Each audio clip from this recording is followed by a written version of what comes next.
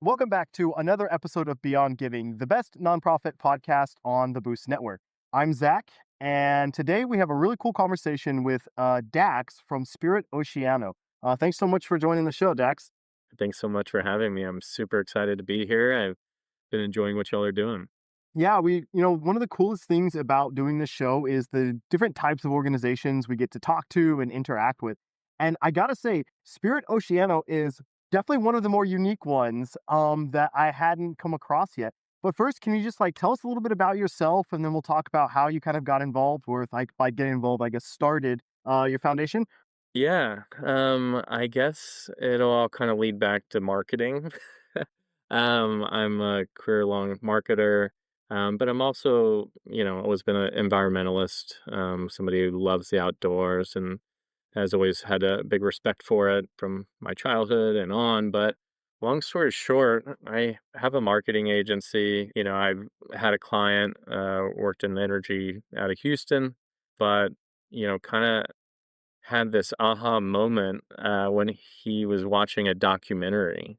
It was an old BBC documentary where it's about the ocean. A whale dies and its body sinks to the barren part of the ocean and it ends up creating a ecosystem underwater that would have been a desert. Interesting. Yeah, and so he had was like this idea was like, well, couldn't we do that, with our own bodies and, kind of give our own body back to the ocean, kind of full circle life That's deal. interesting. So what do you mean it creates this ecosystem? What are the kind of details about that? Because that's one, even when I was kind of researching for this episode, learning kind of about I saw the environmental impact and all this really cool stuff that comes out of it. But I also was still just thinking the body goes, it disappears in the ocean, and then that's it. It's like, what actually happens there?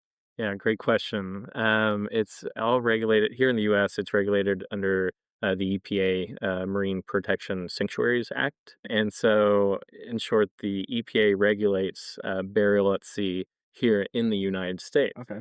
And burial at sea is well, kind of what it says is burial in the ocean, and so it's not rivers, it's not lakes, it's physical like ocean burial. And so it's pretty much 3 nautical miles offshore is the requirement. And then instead of 6 feet under, it's 600 feet under in most places. Mhm. Yeah, that's kind of burial at sea, but they, ask that you use biodegradable materials. They have regulations and you have to be weighted, for example. So To it's ensure you get to that 600 feet or whatever. correct, Yep. correct. And so you can actually go on the EPA's website and look up the requirements, and then within 30 days, it has to be reported, that the burial at sea was performed, the date and the coordinates as well. And so that's all documented. Why is that documented? Are there only a certain number of burials that can happen in an area in a particular time, or what is that?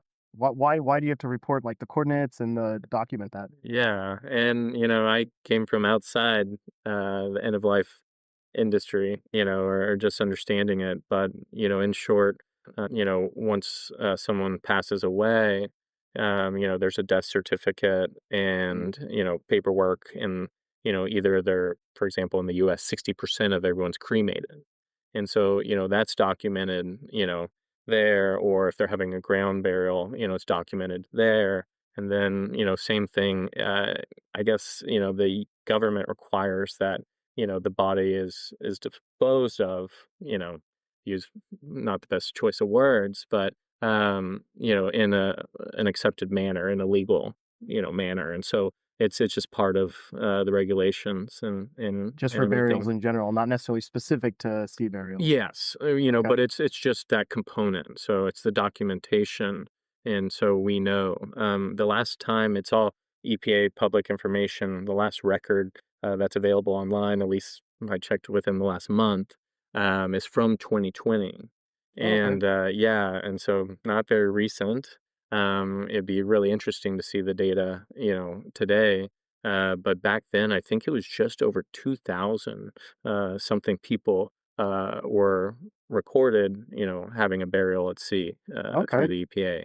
And That doesn't really, I think, account for, like, cremation and the scattering of ashes at sea, which Right. is also burial at sea, but, it's actually using cremation, which I don't know if we should transition right now into it, has the largest, footprint of any form of burial, Cremation today. does. Mhm. Interesting. Okay. And that's just because of the energy used to actually do the cremation? Multiple reasons. The energy used and the emissions that it creates, the carbon footprint is over 400 pounds of carbon footprint Mm. with a single cremation, and so that's like driving your gas-powered vehicle from. I don't know if that includes a motorcycle, but your gas-powered vehicle from New York to Chicago. That's insane. And if 60% or over 60% of the population are choosing this, that's pretty damaging for our environment Is then, pretty right? damaging, and the other half is, ground burials, like traditional ground burials that, you know, metal caskets with all the linings and all the things to embalming fluids to all these things, seeping into our groundwaters and our ground systems and the concretes and the land use. And so with a ground burial in retrospect, so you have a cremation, 60% of the people in the US choose that. It's about 400 plus carbon footprint. Then you have a traditional ground burial, embalming fluid, casket, all that stuff. That is about a 200 and I think like 20 or 250 pound carbon, somewhere in between there, carbon footprint for one. For one. Yeah, and then you get to this other category. So that's pretty much 96% of, like, everyone in the US are doing those 2 forms. Right. Then you have this other 4%, which is, green burials, and which was actually popped up in recent years from, like, a 1% to this 4%. So and if you like, I've seen surveys and data where, like, everyone's super interested in having a green burial and choosing a sustainable method, Mhm. they're just not acting on it. So when you get to a green burial in general, and that's carbon footprint, you remember you got 400 with cremation, 250 or whatever with ground burials, and then you got a green burial in general, including like a eco-friendly burial at sea, at 25 pounds 25. in comparison. So Yeah. 400, 250, and 25. Yeah. So that's interesting. And like I've always known the two ways to go and like to be just buried or whatever, right?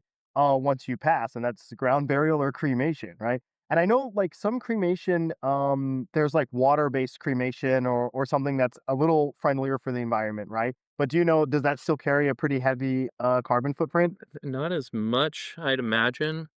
I need to look into it further, but I think really with that is kind of the wastewater maybe it's created, but Okay. we want to encourage and empower all green burials. Like that is kind of one of our big things at Spirit Oceano.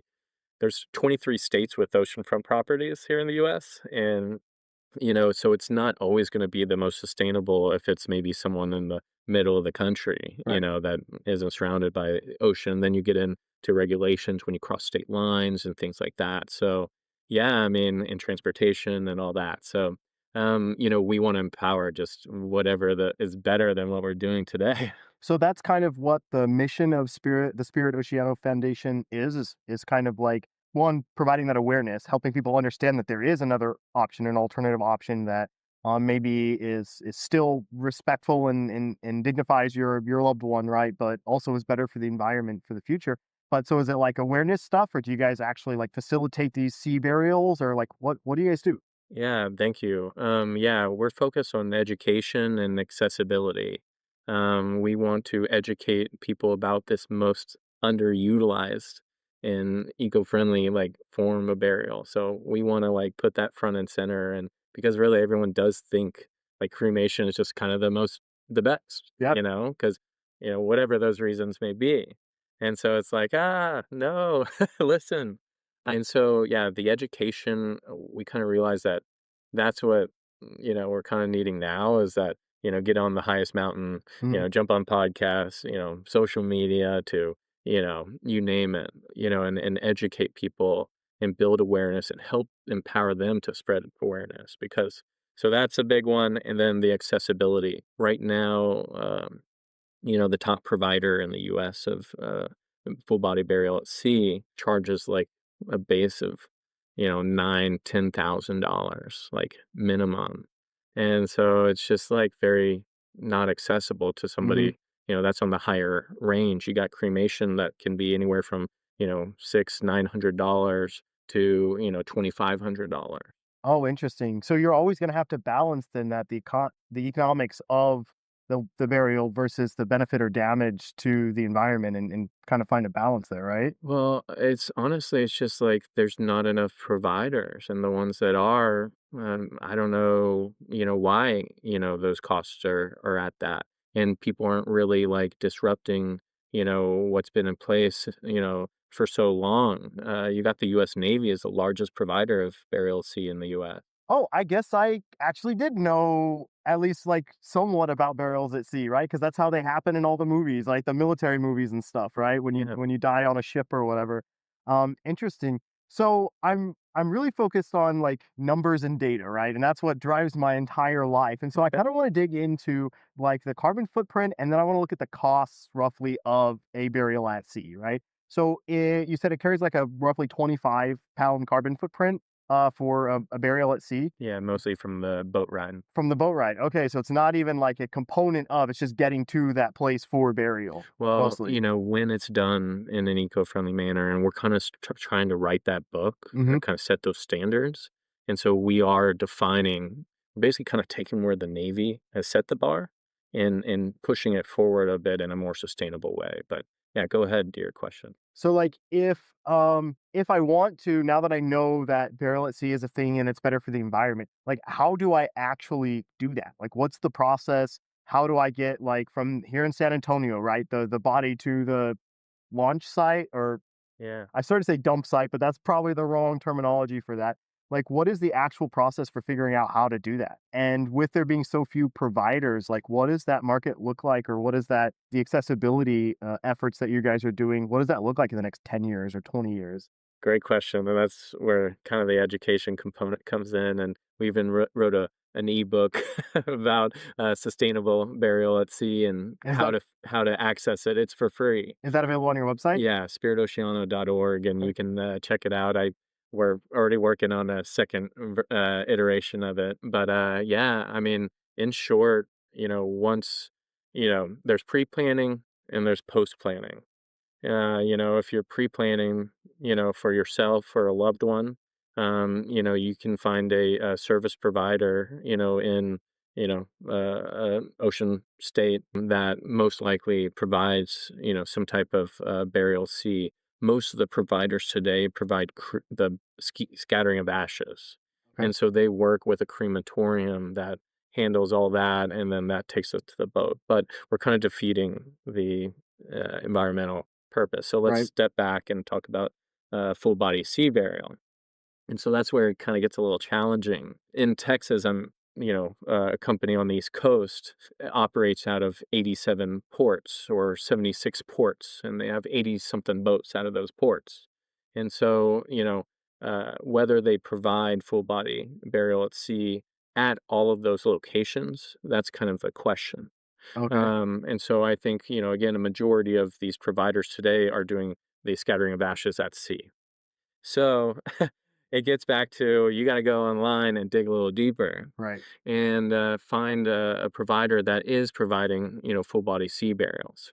Now, if you're a veteran or a veteran spouse, you actually have access to free burial at sea through the U.S. Navy or Coast Oh, Guard. interesting. Yeah, and so but, there's complications there as well, because, you're kinda bound by getting on a Navy ship, and, those aircraft carriers where maybe you've seen in the movies or some of those, you can see DoD footage of these burial at seas done by the Navy, and they look the same if you look at 1940 something to, 2000 something. It looks exactly the same.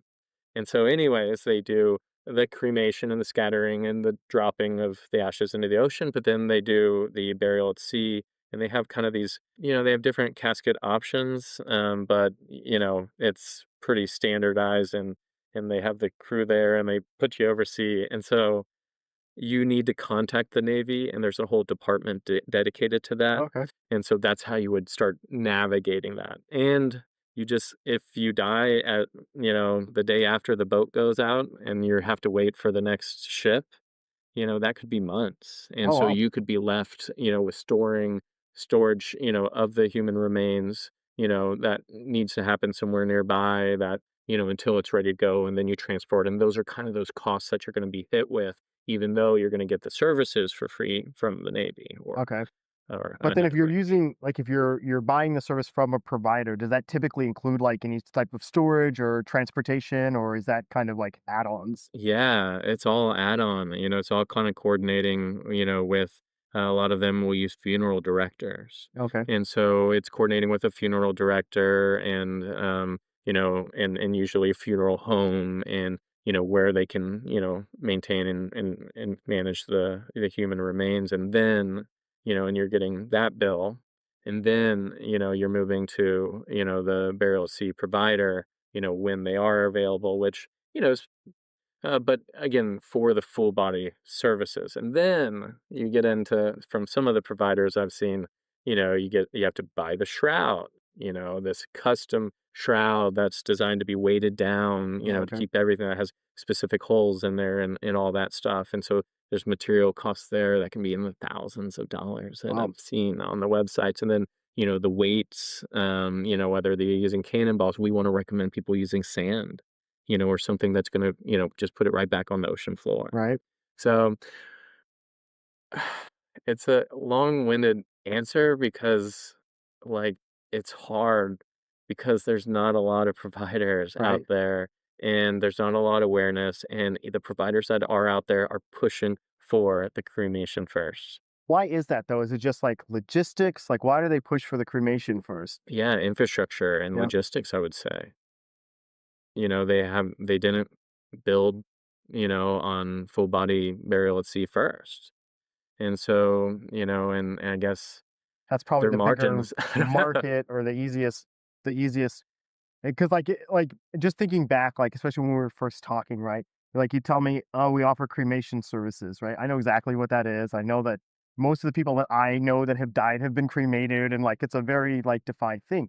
And then you're like, or you can do this body or this burial at sea, right? And then I'm, like, definitely intrigued, but there's so many unknowns, and so I guess you kind of have to be able to educate that customer in what that is and why that's still a good thing versus cremation. They're like, "Yeah, do it and then spread your ashes." It's a very, like, known, very common thing, right? Yeah. Well, I think it's not just the consumers, I guess, quote unquote, but it's the businesses. It's the industry. And something about the burial industry in the US is it kind of was defined during the Civil War is what I've kind of heard. And so, they bombed Lincoln, right? And they sent him, a couple weeks away, back home, to be buried, I guess. And they've been using the same stuff ever since. It's like, where's the innovation? Where's the disruption? You know, and so we're really big on shaking things up, and because this should be one of the most accessible forms. The material cost should not be expensive. It should be hemp. It should be cotton. It can be these, biodegradable shrouds or materials, that there's so many out there and Mhm. so many scientists and so many amazing people building, innovative, eco-friendly, sustainable things. So, kind of just putting a little bit of thought into that and then, having best practices that is going to have the least impact on the environment is is what we're all about and the type of companies we want to see out there. We built an interactive map and we're going to start putting sea burial providers, like full Oh, body okay. sea burial providers on our website. And we already have information about each state and how many burials at sea they had during this last report and other resources there in the state. So we're, really building that because, and it should be a quicker answer, but it's state specific and it's really like not accessible today. And so is that starting to trend up? Like, what are the numbers? How many burials it sees, typically happen, and do you see that trending up, or is it holding steady or even declining? Yeah, I'd like to see more data. and more recent data, because I've been sitting on the same 2020 data, since before, and I've been wanting to dive further deeper into historical data, but, um, I can tell you just that some of the biggest states today are like states like Washington and Oregon, Florida, Rhode Island. Mm. Those are some of the big providers. Texas, not so much. And Texas is really unique because it has like a pretty gradual shelf and slope to get to the depth that Mhm. you Okay. would be ideal. But, we could start repurposing fishing boats in their off season to start doing because you don't need to have a ceremony at sea. Like, you can have a ceremony at sea at any time, but you don't typically in the US go to the crematorium while they're cremating your That's loved true. one. You go to the crematorium to pick up the remains. And so, you can just have these coordinates, a burial at sea can be performed. I want to get it to, as close to cremation costs, as we can. And we wanna start a fund to actually help pay for underprivileged families' burials Oh, at wow. sea, so, the accessibility thing doesn't make sense to me, Mhm. and that's kind of the ones that we wanna start empowering and set these guidelines or these standards for the industry, and then start empowering, like, private companies to go, fill the void. So there's all these different things that you can do to really bring those costs down, make it more accessible, and you guys are kind of working in that area, right? You mentioned repurposing private vessels, your regular vessels to provide these services in their off season and stuff like that. That completely makes sense, right? Because are there any additional like licensing or regulatory requirements or anything for a boat to transport a body to a sea burial? Or is it pretty much just like as long as you're seaworthy and you're operating within the safety requirements, you're able to do that transport? Yeah. Yeah, so that's like such an easy, like low hanging fruit, like way in to make that more accessible and really drive those costs down. Yeah. So I want to talk a little bit about what kind of happens to the body, not getting too morbid, right? But what kind of happens to the body after a sea burial. And then I'd like to learn a little bit more about this fund that you're starting to help underprivileged families actually pay for this. Yeah, so, you know, the deceased is taken out, 3 nautical miles out at least. It'd be How pretty far is like a nautical mile? What is 3 nautical miles? um, yeah, that's a good question. I don't know. But I looked it up and, I just forgot. Yep. So I don't wanna, But it's all the far people to enough call that me there's out. nobody's gonna float back up to the shore, right? Yeah, but then you also have, 1 nautical mile is 1.15 miles. Fly. 1.15. Okay, cool. Okay, so it's a little bit over 3 miles, or it's about 3.5 miles, give or take. And so, yeah, once, the captain, the vessel, makes it out to there, I think the weight has to be like the accumulation of like, 315 pounds or 300 something pounds. It's on the Oh, okay. UPA's website of like the total weight. And so, you might be adding like 75 pounds. The Navy, I think they use like cannonballs or something like that. And again, we want to like sand would be so Mhm. perfect just to put right back or salt, And it seems like you don't even need a lot. Like, if your total weight is 3 something, the average person is gonna be like 150, 200 pounds, right? So you're not even adding a ton. Yeah. And, again, I need to check all the actual Mhm. requirement numbers, but yeah. And so you have the, appropriate weight to, you sink rapidly to the, the bottom of the ocean. And there's a few different, my friend, he's a geoscientist. I love geology and I love like maps and, I love, understanding where are the best places, for, burial at sea to take place. Where could the most resources, be put to use? So, kind of being smart with the, geography, and where that's happening. But, once the remains are put overboard, they'll sink to the barren part of the ocean or sink to the bottom of the ocean. And then from there, crustaceans, whatever's kind of around. And then over time, the salt water and everything, I think also like breaks down the body Mhm. and the current and all the things. So I spent some time at South by Southwest this year in Austin in March. And one of my objectives was to meet as many biologists and scientists as I could because I'm not Right? one, and because we also want to really dig deep into the research and the proving Mm. that the that this is, a sustainable route, at scale.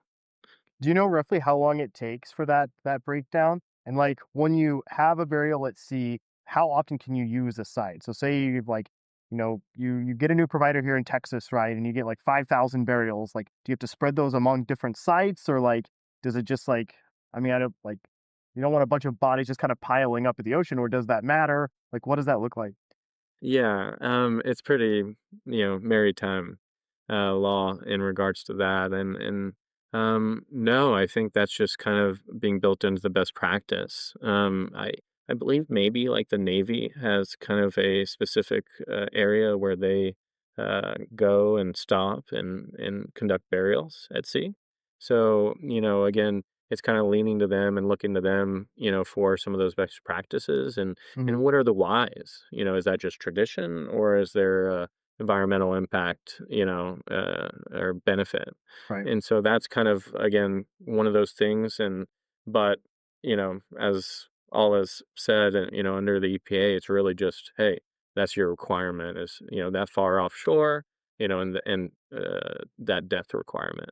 And that would like I guess right now it would take quite a while, before if you just use the exact same, like, burial site, right? It would take quite a while before you had too many bodies kinda stacked up there, right? But as it becomes more and more popular and you start spreading that awareness and that becomes, like, maybe in the future, the way to be buried, I just wonder if, like, we get too high above that 600-foot mark, right? If there's a busy site or whatever that. Yeah, I guess to maybe put it simply is, there's 70 something percent ocean. True. There's only 30 something percent land or whatever the numbers are.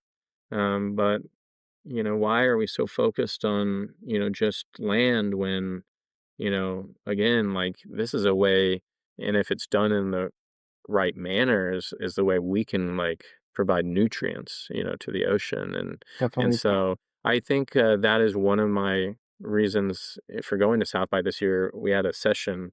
It was called Burial at Sea, the next tide in green burial. And it was all focused on reimagining burial at sea in an eco-friendly manner Mhm. and at scale. And so again, my whole purpose for being there is to put the right people in place to say, okay, when we hit, you know, right, we only did 2,000 whatever in the year 2020. So, in 1 year, we haven't hit your numbers quite yet. But, when we do hit that 5,000, when we Mhm. do hit that 10,000, or when it is, I met somebody who, studies coral reef out of Florida, and biologist, scientist, program director, awesome person. And I was just like, and they were like, "Oh, well, you can put, some of these. We have a coral reef off the coast of Florida. Like, we would love to like study, the impact of, human remains on some of our reefs, like, and see if it, sustains them or decreases them." And so I was like, "Oh my gosh, that's so That's awesome! pretty Like, cool. that makes sense, right?" But or does it? Because how deep do coral reefs grow? Mhm. I don't I don't think they grow 600 feet down. I'm not sure. I Right. think it actually probably stops because of sunlight and things like that. And I'm like, oh, okay, well, there goes that whole idea outside the door. And that was mainly because that biologist didn't know that that requirement was a 600 feet. Right. And we could have probably, if I would have brought the information. And so, But I think that's interesting though, even though, like, if you can't put remains at these coral reefs, right? Starting those conversations and thinking outside of what kind of traditionally fits in that industry. And I think that's a really important part. And so that's really cool you're doing that. Also, something I thought of while you were talking, I was worried about, if this becomes a more popular burial, like, oh, too many bodies floating in the ocean. you made a really good point. We're like 30% land, right? 70% ocean. We don't bury people on top of each other on land, and we haven't run into that problem yet. We So, do. oh, do we? Oh, we actually do. Yeah, and using a lot of precious resources, and we already have housing issues and stuff like that, and a lot of even the other green burial companies that are operating on land have to jump through so many hurdles. You got the people turning you into a tree. They mesh Mm, you with fungi and with the roots, and you compost, and you use these fungi, and that turn meshes you with the roots in the tree, and then you're a tree. But, they have to pretty much set up a cemetery. mhm, And they want to call it a park, because it's just a bunch of trees instead of tombstones. But all the requirements are still, all the loopholes, are still going through everything, all the things that are instilled in right. the industry that maybe aren't in our best interest. And so, like, barrels at sea, there's a lot more space, right, than barrels at land, and it has all these benefits for eventually the economics of a burial, right? But immediately for the environment, it's more sustainable, and you're giving back the entire existence of this body back to the ocean, right, back to the earth, which is really cool. So earlier you mentioned that you're working on and you want to put a fund together to help families that can't necessarily afford this but want to take this route for their lost ones. What does that look like? Where are you kind of in the stages of that? And do you know like how that will work? Would it be like covering just the burial portion, or would it like the we talked about the transportation and storage and like all of these things?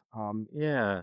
It's still at its infancy. Mhm. We just got our 501(c)(3) classification late last year. Oh, congratulations. Thank you. We got opened a bank account, started a donation page, then spoke at South by in March, and just so much has been happening. But we've been working on this for 2, 3 years now. Mhm. So, but today, yeah, we're focused on grant writing, and basically, I want to empower. I want to put a new executive director in place. I want to put a new team in place. I want to like have team members that are dedicated to this Mhm. 100%. And so I'm really kind of going after grants and things that can help us kind of take it to the next level. And one of the first things we want to do is like start this fund where we will pay for 100%, of a, less privileged family, Mhm. burial at sea, a sustainable, eco-friendly burial at sea. Right. So, we just want to start, you know, providing those, and we're going to have to go to the big providers, right? That, are charging a lot and be like, hey, like, uh, like, here you go. Like, we're nonprofit. I want to show you that we're here to actually increase this industry, right? Increase full body burial at sea. We want you to do it in this eco-friendly manner. Like here are like people that want to have access to it or should have access to it but can't. Right. And so then there's like, how can we get those prices down so low just for the standard industry? But long story short, like they don't have, like a lot of people don't have that money, Right. and so we just want to take care of that. It'll probably have to be state specific, but we'll just have like an application process. Right now it exists as a Google Doc Right. on our website, but just because, we want to start building the process. And so there's a lot to be done. One of the biggest, we want to have it done by the end of this year. Wow. So we want to get the funds together. Ideally, it might happen, might not, but the goal is to get the first one. Is Definitely. to provide that for the first, person.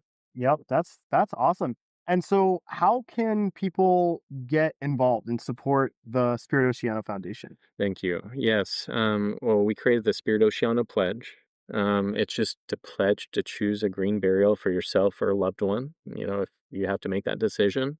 It's on our website, spiritoceano.org. You get the free ebook about sustainable burial at sea. We're also, once we have like a green burial, a sea burial partner, blue burial partner, we want to have like even provide significant discounts, like just for, people who've pledged to do this. Mhm. And so, long story short, spiritoceano.org. You can donate at spiritoceano.org/donate, and you can find us online at Spirit Oceano on Facebook, on Instagram. We even have a Burial at Sea Facebook group that we're starting, basically to start a space for discussions around And around this. and that community is where people can go to kind of learn more about it and plan it for themselves or their family Yeah. or Our details like that. website has a lot of that information, that ebook, and then you can reach out to us. You can reach out to contact@spiritoceano.org, and we'd be happy to talk. That's awesome. Well, thank you so much for joining us on Beyond Giving, Dax. This is a super insightful conversation. It was really cool to learn kind of more about burials at sea. Like, I didn't know those really existed outside of movies, right? And so that was really cool. Yeah. So thanks for joining us. And for the audience, you can visit spiritoceano.org to learn more about the foundation and to donate and contribute that way. Thanks for joining us for another episode of Beyond Giving, the best nonprofit podcast on the Boost Network, sponsored by Nonprofits HQ. See you next time.